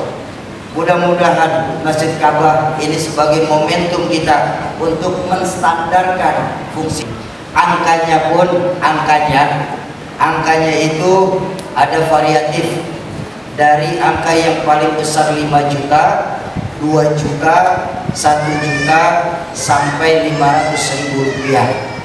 Jadi Bapak Ibu ingat bahwa semakin banyak yang kita keluarkan di jalan Allah, maka semakin banyak pula lah Allah akan ganti buat kita. Ya, banyak dari kita selama ini, ya sudah, abang-abang duduk lagi, akan duduk lagi. Ya, banyak dari kita dalam mengeluarkan amal masih berhitung pada angka matematika. Padahal angka Allah itu paling dahsyat, Pak. Beda sama matematika. Kalau matematika rumusnya banyak, ada pengurangan, ada penambahan, ada pengalian, ada pembagian. Tapi rumus angka Allah itu tidak ada penambahan dan pengalian, yang ada pengurangan dan pembagian. Itu rumus Allah. Contoh, 1 kurang 1 10 buat Allah. Dari mana Sogi? Man jaa bil hasanah falahu asyru amsalihha. Siapa yang berbuat satu kebaikan, Allah pasti akan balas dengan 10 kali lipat. Makanya 1 kurang 1 10. Tapi jangan lupa, ada angka Allah itu 1 kurang 1 100. Wah, Sogi ngaco banget nih. Dari mana 1 kurang 1 100? Ada, Pak, dari hadis baginda Nabi, di mana baginda Nabi bersabda, setiap satu kebaikan Allah akan balas dengan mi'ata marrah, 100 kali lipat. Kalau kita masih kurang yakin dengan hadis Nabi, walaupun kita sudah yakin dengan hadis Nabi, tapi kalau masih kurang yakin juga Bapak Ibu, silakan buka Al-Quran, di mana Allah berfirman dalam Al-Quran, mathalul ladzina yunfiquna amwalahum fi sabilillah kamathali habbatin ambatat sab'a sanabila fi kulli sumbulatin mi'atu habbah. Orang yang mengeluarkan hartanya, menginfakkan hartanya di jalan Allah, laksana mereka memiliki 1 butir biji, yang ketika bijian itu ditanam, pasti Allah akan tumbuhkan 7 cabang baru, yang di tiap cabang Allah akan berikan 100 butir biji baru lagi. Jadi 1 bagi 1 kurang 1 buat Allah bisa 100. Tapi ada juga 1 kurang 1 buat Allah itu 1000, Pak. Loh, Sauki ini kira ini mesti masuk rumah sakit jiwa nih di sini. Makin ngaco aja, 1 kurang 1 1000 dari mana Sauki ilmunya? Dari Sayyidina Utsman bin Affan. Boleh saya cerita sedikit? Boleh nggak saya cerita sedikit? Kayaknya bapak-bapak udah ada yang nggak sabar nih untuk merayakan tahun barunya nih. Saya ceritain sebentar. Ini buat motivasi kita, Pak, untuk melakukan kebaikan-kebaikan, Pak. Kita hitung dengan angkanya Allah, bukan angka matematika. Gini, satu hari di Madinah sedang mengalami yang namanya paceklik panjang. Sembako susah dicari di kota Madinah. Bahkan Sayyidina Ali berbelanja sembako itu kebutuhan buat Madinah sampai ke Taif. Selesai belanja, Sayyidina Ali membawa barang-barang sembako itu memasuki Madinah. Baru sampai gerbang Madinah ditahan sama para tengkulak sembako Madinah. Assalamualaikum Ali. Waalaikumsalam Om tengkulak soalnya waktu itu. Waalaikumsalam Om. Mau dibawa kemana tuh barang-barang Ali? Saya mau bawa ke Madinah. Mau ngapain? Ya kan Madinah lagi paceklik. Lumayan lah saya bisa dapat untung dari sini. Ya begini Ali, kata daripada tengkulak ini, daripada kamu berat-berat bawain dagangan ke dalam kota, mendingan saya bayarin aja dagangan kamu. Bagaimana? Oh boleh, karena saya pedagang. Boleh, abang mau bayarin dagangan saya, silakan bayarin dagangan saya. Kamu mau lepas berapa daganganmu Ali? Abang ridhonya masih keuntungan saya berapa? Allahu Akbar. Ini dari sini aja deh, kita ambil pelajaran. Sayyidina Ali mengajarkan bagaimana Islam berdagang dan berdagang cara Islam. Ya, cara orang Islam berdagang dengan cara Islam berdagang sangat berbeda. Cara Islam berdagang yang mencari keberkahan, keridhaan antara penjual dan pembeli. Cara kita sekarang orang Islam berdagang cari untung. Kalau dalam Islam mengajarkan dagang juga Pak, tapi yang diajarkan Islam dagang mencari keberkahan. Kita dagang mencari untung. Contoh, saya punya warung. Saya belanja dagangan saya satu barang Rp7.000. Saya jual dong dengan harga Rp15.000. Satu hari ada tetangga saya beli barang saya nawar Rp10.000. Saya berani sumpah bahwa saya belum dapat untung dari barang itu sendiri. Nih cara dagang kita nih. Sayyidina Ali mengajarkan nggak seperti itu. Boleh kamu bayarin dagangan saya. Kamu mau ngasih saya keuntungan ridhonya di berapa?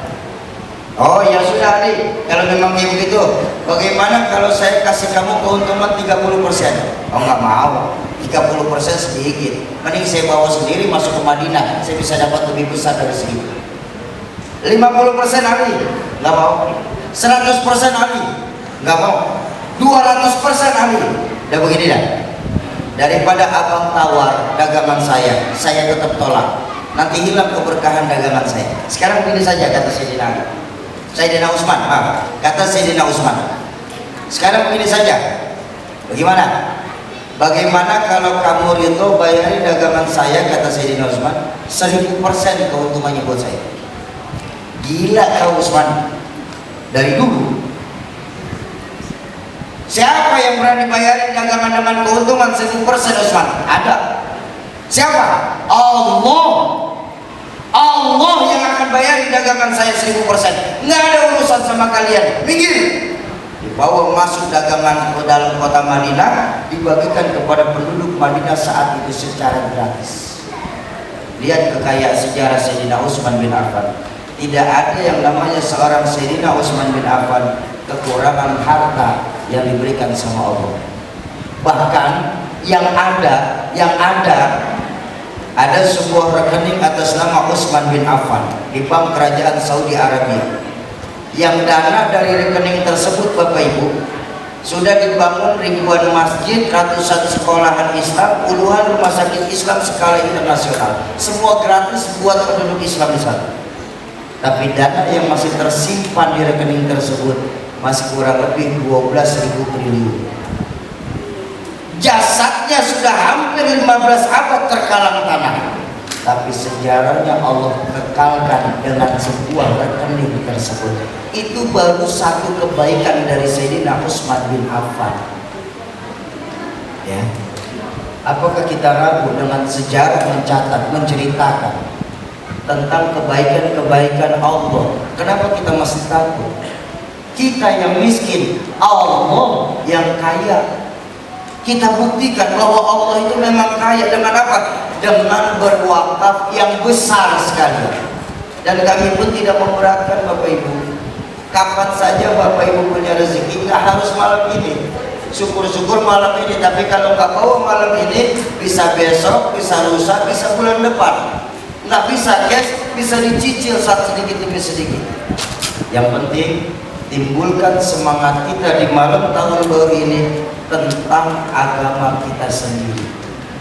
Ya, Bapak Ibu, ayo yang mau ikut aktif berdonasi wakaf untuk pembangunan Masjid Ka'bah, silakan nanti setelah pas acara hubungi adik-adik saya dari abang-abang saya dari Paskas di Magelang ini.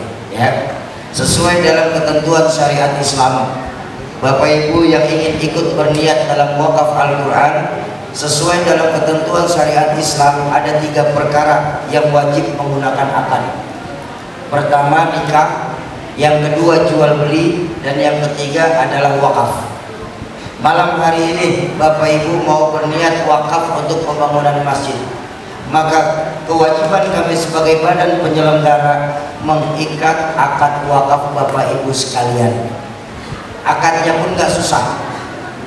Akadnya nanti akadnya nanti ketika ibu bapak mendengar ucapan saya berkah dunia sampai akhirat, saya hanya mohon tolong aminkan seraya dalam hati mengucap. Ini wajib diucap Bapak Ibu sekalian, ya, wajib diucap. Kenapa? Dalam akad itu ada ijab, ada qabul. Ijab dari saya, qabul Bapak Ibu yang ucapin sendiri. Bagaimana qabulnya Syauki? Cukup ucapkan saya ikhlas, saya ridho, saya wakafkan untuk pembangunan masjid. Itu segitu saja.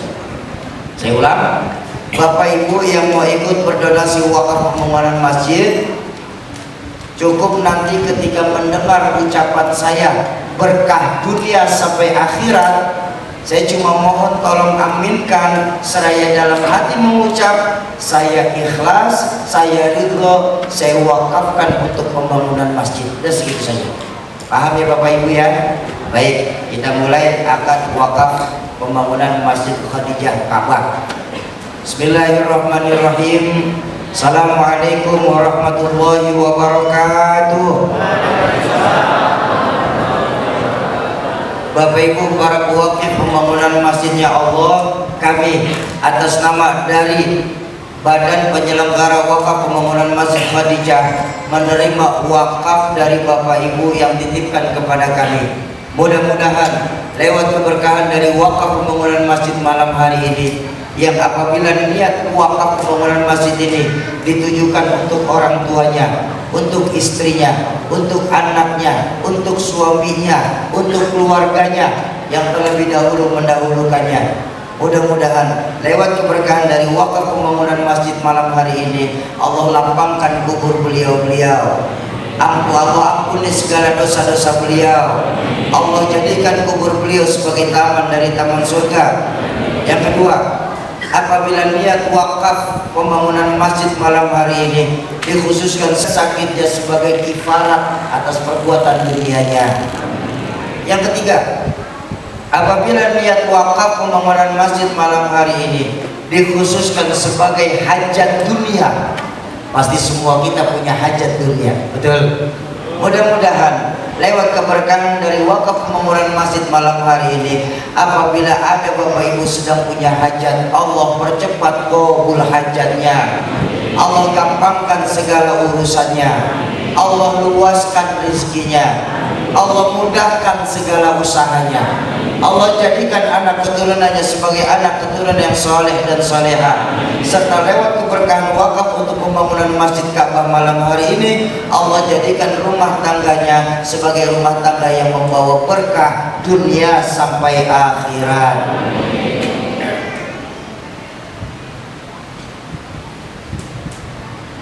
Ibarakatil banal masjid lahumul fatihah. A'udzu billahi minasyaitonir rajim. Bismillahirrahmanirrahim. Alhamdulillah Ar-Rahmanir Rahim. Maliki yaumiddin. Iyyaka na'budu wa iyyaka nasta'in. Ihdinas siratal mustaqim. Siratal ladzina an'amta 'alaihim ghairil maghdubi 'alaihim waladdallin. Amin. Astaghfirullahalazim, astaghfirullahalazim, astaghfirullahalazim. Bismillahirrahmanirrahim. Alhamdulillahirabbil alamin. Hamdan yuwafi ni'amahu wa yukafi mazidah.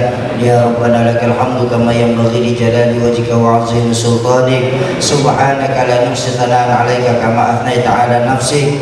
Allahumma shalli wa sallim wa barik wa 'azim wa karim 'ala sayyidina Muhammadin sayyidi kulli mawjud wa asbabi kulli mawjud wa 'ala alihi wa sahbihi wa man tabi'ahum bi ihsanin ila yaumil maw'ud.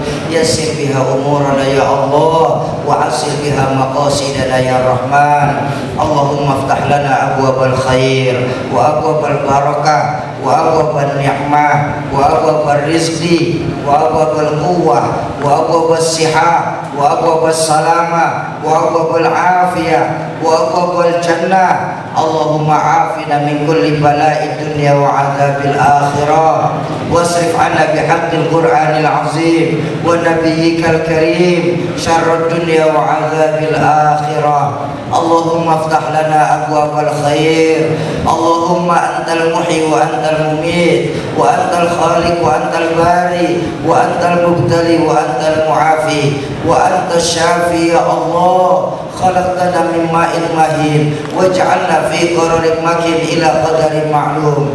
اللهم إنا نسألك بأسمائك الحسنى وصفاتك العليا يا من بيده الابتلاء والمعافاة والشفاء والدواء، نسألك بمعجزة نبيك محمد صلى الله عليه وسلم وبركات خليلك إبراهيم عليه السلام وحرمة كليمك موسى عليه السلام. اشفي من أمرض المسلمين من أهل الوقف بنى المسجد في هذا المكان يا الله، بجاه كلامك القديم وبجاه رسول الله صلى الله عليه وسلم. استجب دعانا يا الله، استجب كل حاجاتنا يا رحمن. كفى بالله وليا وكفى بالله نصيرا. رب اغفر لنا ولوالدينا وارحمهم كما ربونا صغارا، ولجميع المسلمين والمسلمات والمؤمنين والمؤمنات الأحياء منهم والأموات إنك سميع الدعاء. اللهم اغفر لأمة سيدنا محمد، اللهم ارحم أمة سيدنا محمد، اللهم انصر أمة سيدنا محمد، اللهم اجبر أمة سيدنا محمد. ربنا هب لنا من أزواجنا وذرياتنا قرة أعين واجعلنا للمتقين إماما. ربنا آتنا من لدنك رحمة وهيئ لنا من أمرنا رشدا. ربنا ظلمنا أنفسنا وإن لم تغفر لنا وترحمنا لنكونن من الخاسرين. ربنا آتنا في الدنيا حسنة وفي الآخرة حسنة وقنا عذاب النار. وصلى الله على سيدنا محمد وعلى آله وصحبه وسلم. سبحان ربك رب العزة عما يصفون وسلام على المرسلين والحمد لله رب العالمين. Bapak Ibu jamaah ma'asyiral muslimin dan muslimat, tadi soal wakaf. Bapak Ibu yang tidak sabaran karena nunggu wakaf duitnya belum kekumpul, sedangkan nama sudah tercatat, belum tahu sampai kapan dana wakaf itu terkumpul. Bapak Ibu yang malam hari ini mau sedekah, saya mau ajak malam hari ini sedekah. Mau sedekah? Sedekah untuk pembangunan Masjid Ka'bah. Mau sedekah? Bawa duit? Bawa duit? Jangan biasakan pergi ke masjid nggak bawa duit. Ya? Mau sedekah? Bawa duit? Berapa? 5.000. Iya, yang sedekah malam hari ini 5.000 rupiah, kita doain mudah-mudahan masuk surga. Amin ya robbal alamin. Surga 5.000, tega banget. Bapak, surga mana mau 5.000 Pak? Tambahin Pak, ya sekarang ini yang 1.000 sampai 5.000 masukin ke dalam lagi Pak. Sogi, sedekahkan yang penting ikhlas. Benar, saya setuju. Sedekah yang penting ikhlas. Banyaknya nomor 1. Bener ini. Sedekah daripada sedikit nggak ikhlas, lebih baik banyak tapi ikhlas. Kenapa? Karena baginda Nabi bersabda, harta yang kita keluarkan di jalan Allah hakikatnya tidak akan berkurang, justru baliyazdan akan bertambah dan bertambah. Apakah kita masih ragu dengan hadis baginda Rasulullah Shallallahu Alaihi Wasallam? Ayo, yang bawa duit siapin duitnya, yang nggak bawa pinjam sama sebelahnya. Kalau mau sedekah kok nggak bawa duit, mau pinjam malu, handphone boleh, handphone Pak, taruh Pak. Ayo kita buktikan janji Allah malam hari ini di malam pergantian tahun Masehi tahun ini, ya. Sambil adik-adik saya memutarkan kotak sholawat, ayo kita sama-sama membaca sholawat kepada baginda Rasulullah Sallallahu Alaihi Wasallam. Allahumma salli wa sallim wa barik alaihi salatullah salamullah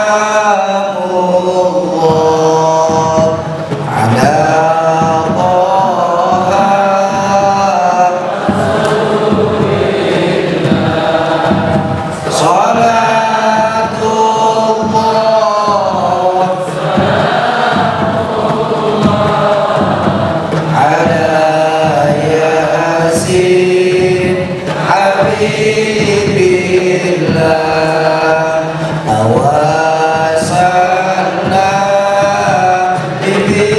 bismillah wa bil hadi rasulillah wa kullil mujahidin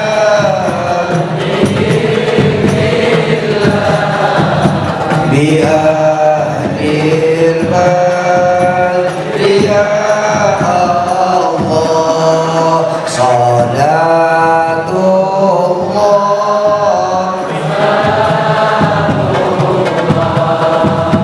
ala Taha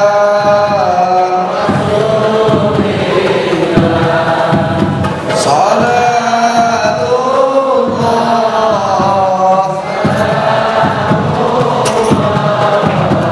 ala Yasin ilahina fisil kurba minal asin nawal akbar wa kulli baliyati wa wabah bi ahlil badri ya Allah ya salatullah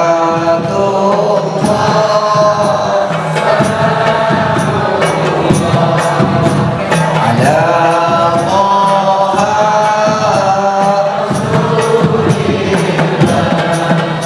salatullah ala Yasin habibillah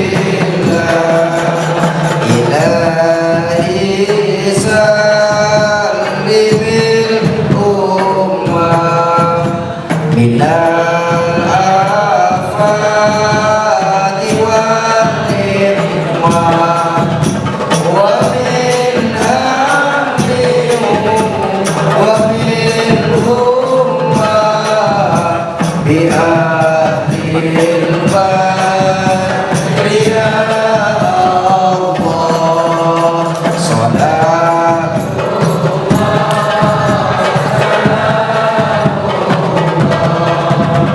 ala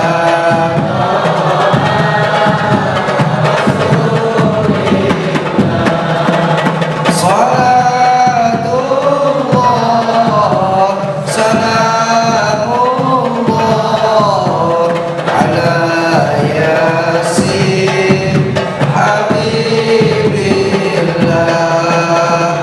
ala Yasin habibillah Allahumma salli wa sallim wa barik alaih. Bapak Ibu, tibalah kita pada penghujung acara. Kesimpulan kita pada malam hari ini, walaupun saya baru sampaikan satu, anggaplah saya di Asyuhada ini mudah-mudahan bisa balik lagi ke sini menyampaikan sisa 3 selanjutnya ya. Ucapan terima kasih kami kepada para muwakif dan para pensedekah pembangunan Masjid Ka'bah Khadijah pada malam hari ini. Sungguh hanya Allah sajalah yang tahu dan mampu bagaimana membalas kebaikan Bapak Ibu dalam rangka menghidupkan masjid-masjid yang ada di Kalimantan Barat malam hari ini. Yang kedua, ucapan terima kasih saya kepada para tokoh-tokoh masyarakat, baik aparatur pemerintahan maupun segenap pengurus Masjid Asyuhada yang sudah membolehkan kami untuk mengisi safari dakwah di Masjid Mulia malam hari ini. Mudah-mudahan jumpa lagi di lain kesempatan insyaallah. Kesimpulan kita di tahun baru ini adalah intan yang paling mahal, mutiara yang paling berharga itu nilai-nilai iman. Jadi di tahun baru Islam bukan agama warisan, tapi iman wajib kita wariskan. Tanamkan kepada anak-anak kita, nah zaman boleh berganti, tapi keyakinan jangan sampai mati. Masa silakan berubah, nah tapi akidah jangan sampai goyah. Nah. Kenapa? Untuk iman kita hidup. Dengan iman saat ini kita sedang berjuang, dan dalam iman nanti kita semua berharap bisa kembali ke hadirat Allah Subhanahu wa ta'ala. Kalau ada kalimat-kalimat saya yang salah, itu mutlak datangnya dari mulut saya yang bodoh ini. Sungguh saya yang duduk di hadapan Bapak Ibu tidaklah lebih alim daripada Bapak Ibu yang duduk di hadapan saya. Mohon dibukakan pintu ridha dan maaf yang sebesar-besarnya. Kalaupun tadi ada kalimat-kalimat saya yang agak-agak kasar, saya mohon dimaklum adanya. Kenapa? Karena biar bagaimanapun saya ini hanya seorang makhluk kasar, bukan makhluk halus. Terima kasih sekali lagi kepada semuanya yang sudah berpartisipasi demi terselenggaranya acara munajat kita di malam tahun baru Masehi malam hari ini. Mudah-mudahan Allah berikan kita keberkahan di tahun yang akan datang. Mohon maaf, usikum wa nafsi bitaqwallah. Assalamualaikum warahmatullahi wabarakatuh. Allahumma salli ala sayyidina Muhammad. Allahumma salli ala sayyidina Muhammad. Allahumma salli wa sallim wa barik ala sayyidina wa maulana wa syafi'ina Muhammad.